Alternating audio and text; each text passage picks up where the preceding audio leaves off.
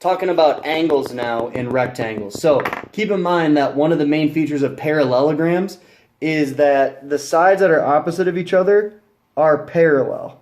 So these sides are parallel to each other, and then these sides are also parallel. When we're dealing with parallel lines, it brings back everything that we talked about with those angle pair theorems. So alternate interior angles is going to be the important one that we use here. So like here, if I draw in the diagonal now in this rectangle, so again the diagonal is the one that goes from like one corner to the opposite corner. If I draw in this diagonal actually is a transversal of these two parallel lines, which means that this angle right here is the exact same as this angle right here. And it also means that since these lines are parallel here, it also means that these angles are also congruent right there. Now, if we did the exact same thing with the other angles, or with the other diagonal, I'll draw that in real quick. So the other diagonal here.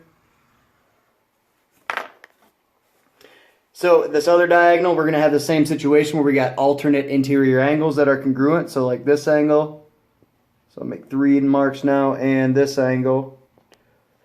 Those angles are congruent, and then finally this other pair right here is also congruent.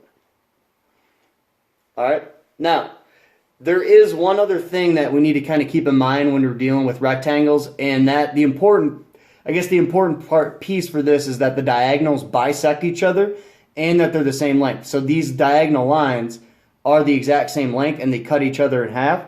That means that because these sides are all the same length, it means that each individual triangle in here, so the diagonals create like these 4 smaller triangles like this.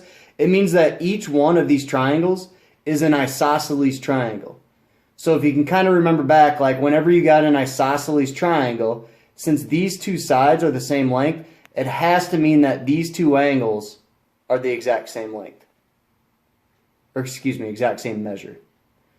And then also, since these two sides are the same length, it means that these two angles that are opposite of those side lengths are also going to be the same measure.